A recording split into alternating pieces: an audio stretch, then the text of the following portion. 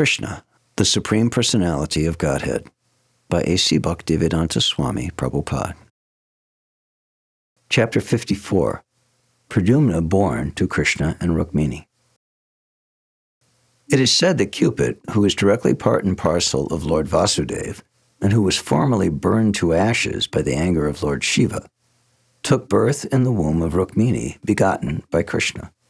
This is Kamadeva, a demigod of the heavenly planets, especially capable of inducing lusty desires. The Supreme Personality of Godhead, Krishna, has many grades of parts and parcels, but the quadruple expansions of Krishna, Vāsadeva, Sankarshan, Pradyumna, and Aniruddha, are directly in the Vishnu category. Kama, or the Cupid demigod, who later on took his birth in the womb of Rukmiṇī, was also named Pradyumna, but he cannot be the Pradyumna of the Vishnu category. He belongs to the category of Jiva Tattva, but for special power in the category of demigods, he was a part and parcel of the super prowess of Pradyumna. That is the verdict of the Goswamis.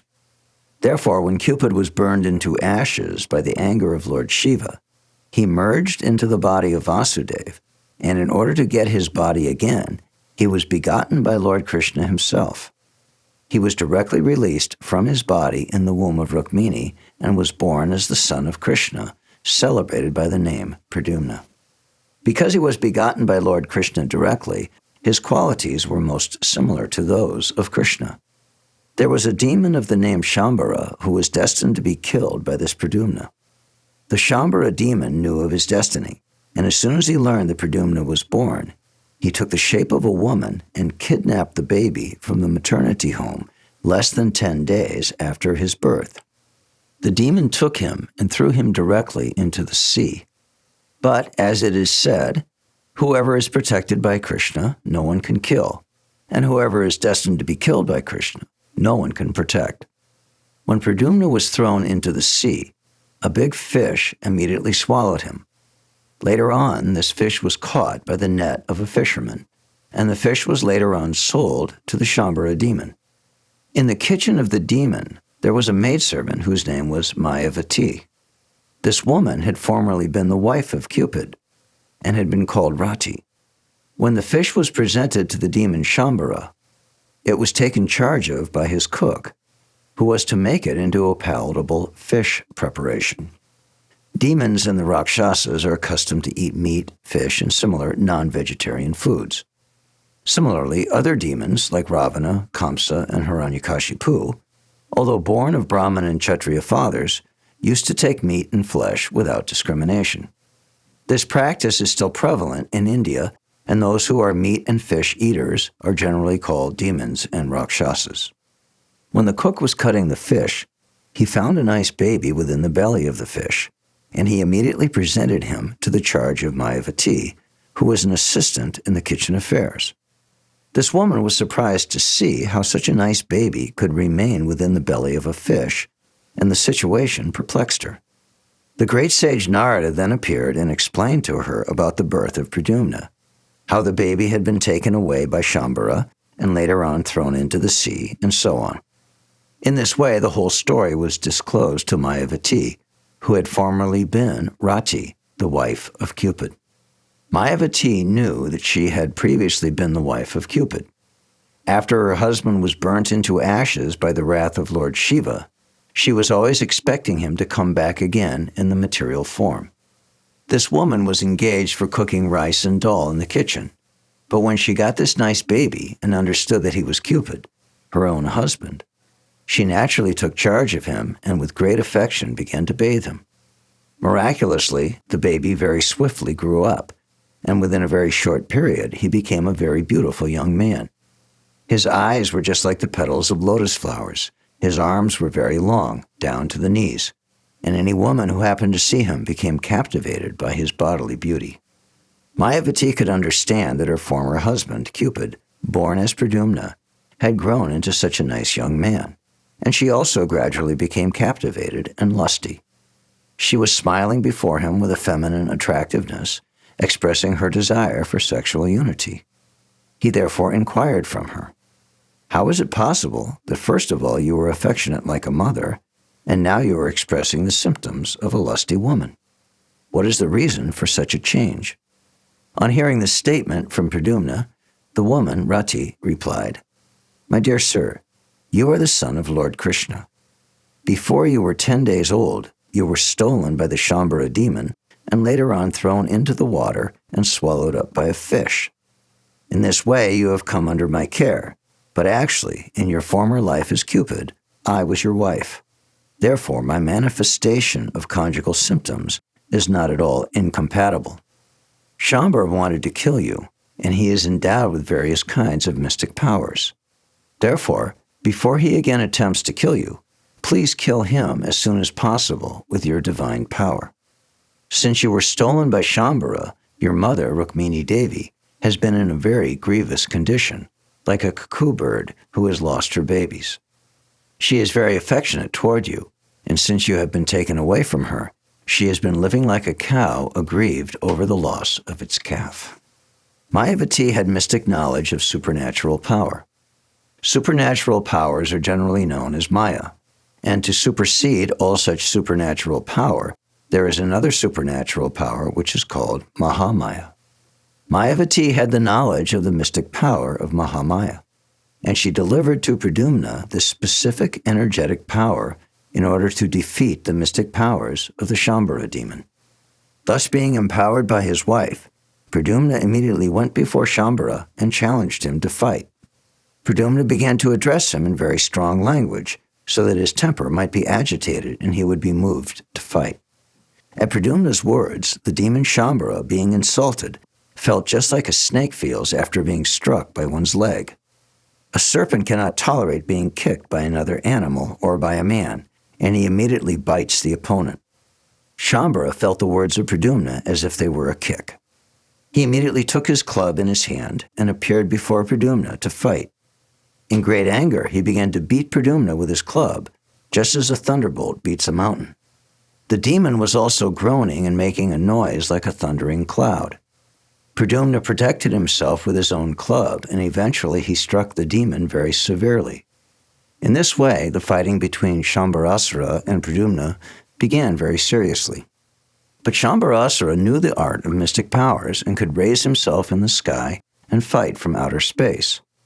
There is another demon of the name Maya, and Shambara learned many mystic powers from him. He thus raised himself high in the sky and began to throw various types of nuclear weapons at the body of Pradyumna. In order to combat the mystic powers of Shambara, Pradyumna remembered another mystic power known as Mahavidya, which was different from the black mystic power. The Mahavidya mystic power is based on the quality of goodness. Understanding that his enemy was formidable, Shambara took assistance from various kinds of demonic mystic powers belonging to the Gayakas, the Gandharvas, the Vishachas, the snakes, and the Rakshasas. But although the demon exhibited his mystic powers and took shelter of supernatural strength, Pradyumna was able to counteract his strength and powers by the superior power of Mahavidya. When Shambara was defeated in every respect, Pradyumna then took his sharpened sword and immediately cut off the demon's head, which was decorated with a helmet and with valuable jewels. When Pradyumna thus killed the demon, all the demigods in the higher planetary systems began to shower flowers on him.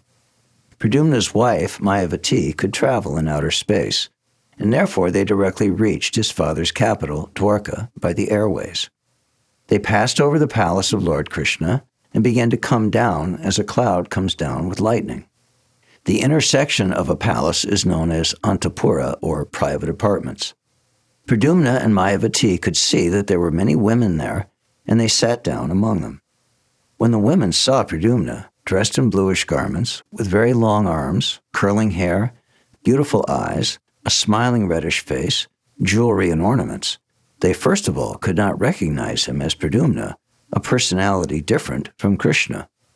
They all felt themselves to be very much blessed by the sudden presence of Krishna, and they wanted to hide in a different corner of the palace. When the women saw, however, that all the characteristics of Krishna were not present in the personality of Pradyumna, out of curiosity they came back again to see him and his wife, Mayavati. All of them were conjecturing as to who he was, for he was so beautiful. Among the women was Rukmiṇī Devi, who was equally beautiful, with her lotus-like eyes. Seeing Pradyumna, she naturally remembered her own son, and milk began to flow from her breast out of motherly affection. She then began to wonder, who is this beautiful young boy? He appears to be the most beautiful person. Who is the fortunate young woman able to give birth to this nice boy in her womb and become his mother? And who is that young woman who has accompanied him? How have they met? Remembering my own son, who was stolen even from the maternity home, I can only guess that if he is living somewhere, he might have grown by this time to be like this boy. Simply by intuition, Rukmiṇī could understand that Pradyumna was her own lost son. She could also observe that Pradyumna resembled Lord Krishna in every respect. She was struck with wonder as to how he acquired all the symptoms of Krishna. She therefore began to think more confidently that the boy must be her own grown-up son, because she felt much affection for him. And, as an auspicious sign, her left arm was trembling. At that very moment, Lord Krishna, along with his father and mother, Devaki and Vyāsadeva, appeared on the scene. Krishna, the Supreme Personality of Godhead, could understand everything, yet in that situation, he remained silent. However, by the desire of Lord Sri Krishna, the great sage Narada also appeared on the scene, and he began to disclose all the incidents. How Pradyumna had been stolen from the maternity home, and how he had grown up and had come there with his wife Mayavati, who formerly had been Rati, the wife of Cupid. When everyone was informed of the mysterious disappearance of Pradyumna and how he had grown up, they all became struck with wonder because they had gotten back their dead son after they were almost hopeless of his return. When they understood that it was Pradyumna who was present, they began to receive him with great delight. One after another, all the members of the family, Devaki, Vyāsadeva, Lord Sri Krishna, Lord Balaram, and Rukmiṇī, and all the women of the family, began to embrace both Pradyumna and his wife, Mayavati. When the news of Pradyumna's return was spread all over the city of Dwarka, all the astonished citizens began to come with great anxiety to see the lost Pradyumna. They began to say, "The dead son has come back. What can be more pleasing than this?" Śrīla Shukadeva Goswami has explained that, in the beginning, all the residents of the palace, who were all mothers and stepmothers of Pradyumna, mistook him to be Krishna and were all bashful, infected by the desire for conjugal love. The explanation is that Pradyumna's personal appearance is exactly like Krishna's, and he was factually Cupid himself. There was no cause of astonishment, therefore, when the mothers of Pradyumna and other women mistook him in that way. It is clear from the statement that Pradyumna's bodily characteristics were so similar to Krishna's that he was mistaken to be Krishna, even by his mother. Thus ends the Bhaktivedanta purport of the 54th chapter of Kṛṣṇa, Pradyumna born to Krishna and Rukmiṇī. Thank you for listening. For more, click here.